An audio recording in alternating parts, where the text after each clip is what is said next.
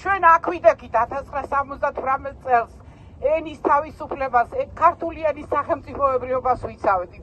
ჩვენ უნივერსიტეტის კიბეებზე ვიდექით, როდესაც მერაბ კოსტავა ზვიადგამსახურდია ჩამოდიოდა. ჩვენ უნივერსიტეტის კიბეებზე ვიდექით, როდესაც ასლან აბაშიძის რეჟიმი ვებრძოდით.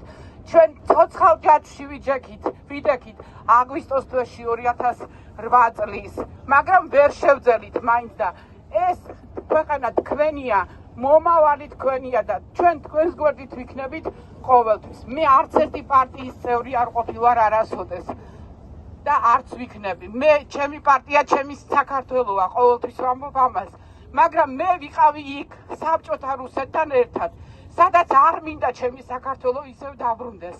არც დაბრუნდება.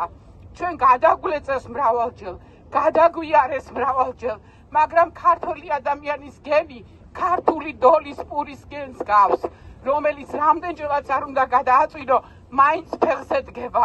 ცივილიზაციები გადაშენდნენ და ჩვენ გაუძელით ამას ყველაფერს.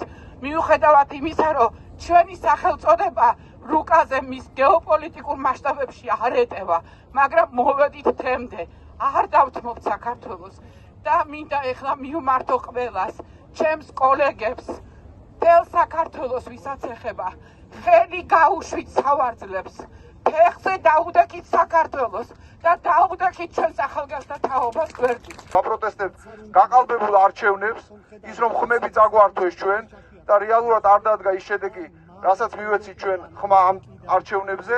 ჩვენ ვაპროტესტებთ იმას, რომ ამ არჩევნების შემდეგ ხელისუფლება სრულიად არაკონსტიტუციურად უკანონოდ შეიქმნა პარლამენტი, ამ პარლამენტმა შექმნა მთავრობა, ეხლა შემდეგ კიდე პრეზიდენტი აირჩიეს და მთლიანად მთელი ხელისუფლება არის გამოსული კონსტიტუციის ფარგლებიდან. არავინ ცნობს ამ ხელისუფლებას მსოფლიოში, არც ერთი საერთაშორისო ორგანიზაცია, ევროკავშირი, ამერიკის შეერთებული შტატები, არავინ ფაქტიურად პირველად ხდება ეს საქართველოს ისტორიაში, როდესაც საქართველოს ხელისუფლებას არავინ ცნობს საერთოდ ამ არჩევნების შედეგებს. ყოფილა ბევრი არჩევნები, ბევრი დარღვევა ყოფილა ამ არჩევნებზე, სხვადასხვა გაყალბებები, სხვადასხვა წლებში, თუმცა ასეთი რამ პირველად მოხდა, რაც არის ძალიან მძიმე ჩვენი ქვეყნისთვის და ყველა კარგად ვაცნობიერებთ, რომ თუ ჩვენ ამ პროცესებს ერთად არ გადავლახავთ, სერიოზული კატასტროფის წინაშე შეიძლება დაუდგეთ.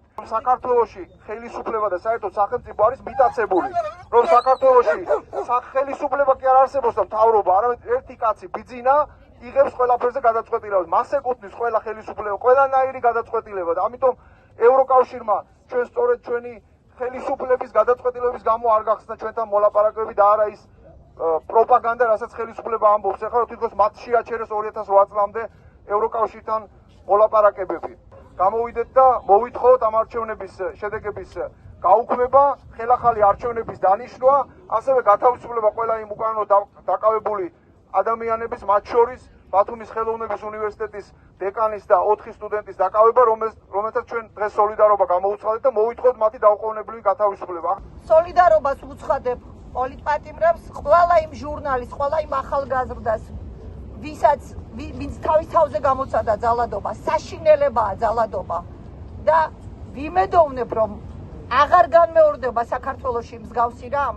ოდესმე მივაღწევთ ისეთ საქართველოს, ჩვენ შევქმნით, არ მივაღწევთ, ჩვენ შევქმნით ისეთ საქართველოს, ჩვენ ხალხი შევქმნით ისეთ საქართველოს, სადაც აღარ იქნება მიტინგი საჭირო, სადაც ჩვენი აზრი, ჩვეულებრივი მოკვდავების აზრი გათვალისწინებული იქნება, სადაც არ შექმნიან ისეთ კანონებს, რომელთა ქვეტექსტებში უნდა ვიკითხოთ, რომ ქართული ენის ცოდნა აღარ ყოფილა თურმე საჭირო იმისთვის, რომ საჯარო მოხელე იყო.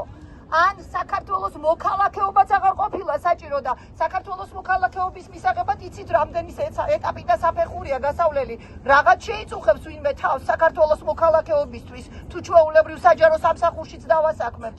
არ ვიცი სადამდე მივდივართ, კიდევ რა უნდა გააფუჭონ, რომ საუნივერსიტეტო საზოგადოებამ მთლიანად ყველამ ხმა მოიღოს. თავისუფლად მოაზროვნე ადამიანი უნდა გავზარდოთ ჩვენ. თუ ჩვენ ამას ვერ გავაკეთებთ, სხვა ვინ გააკეთებს? და მე მინდა ვკითხო ყველა იმ კოლეგას, ვინც ამდენი ხანია არ გამოხატავს თავის აზრს, თავის შეხედულებას, თუნდაც არ ვიცი, მიტინგზე გამოსვლით, თუნდაც Facebook-ზე პოსტით. მე უბრალოდ კითხვა მინდა დავსვა აუდიტორიაში რომ შედიხართ. თქვენ რას ასწავლით სტუდენტს? რა დაგრჩათ სასწავლის სტუდენტისთვის? რას ეუბნებით სტუდენტს თუ შედიხართ აუდიტორიაში? ვის ზრდით? მეტი რაღაცა უნდა იყოს, კიდე რა ზღურბლი უნდა გადავლახოთ, კიდე რაღაცა უნდა მოხდეს, რომ თქვენც გაბრაზდეთ. ჩვენ აღარ ვზრდით ადამიანებს, ვისაც თავისუფალი აზროვნება შეუძლია, ვისაც ანალიზი შეუძლია? და თქვენ, ვინც ახლა აქ არ ხართ, აანალიზებთ სიტუაციას? სწორად იგებთ ფაქტებს? ამ ხელისუფლების ხელობა არის თავების დათვლა. თავების დათვლა და არა იდეა, არა მრწამსი და არა სამშობლო სიყვარული. ამიტომ მე იმედი მაქვს, რომ დღეს არის დიდი შემოbrunების დასაწყისი, სხვა დროს უფრო მეტნი ვიქნებით. ჩვენ განსაკუთრებით ფხიზლად უნდა ვიყოთ. ეხლა თუ მე არც ერთ პროცენტით არ დაუშვებ სხვანაირად დამთავრდება ეს მოვლენები, შეიძლება ჩვენი დიპლომის ძალა ფსოუსიქეთ არ ვრცელდებოდეს და წითელ ხიდსიქეთ არ ვრცელდებოდეს. მხედველობაში მაქვს ამ ბოლო პერიოდში დაწყებული საუბარი და არა გადაწყვეტილება საბედნიეროდ. მხედველობაში მაქვს ევროპის ხარისხის აღიარების რეესტრში ყოფნა არ ყოფნის საკითხი. მოგეხსენებათ, ჩვენ უამრავი უცხოელი სტუდენტები გვყავს და კიდევ ველოდებით მომავალ წლებშიც და თუ განათლების სამინისტრო ეს სისტემა ჩვენი პოლიტიკური მიმართულება არ იქნება ცალსახად პროევროპული, მაშინ შეიძლება რაღაცები კითხვითი ნიშნის ქვეშ დარჩეს.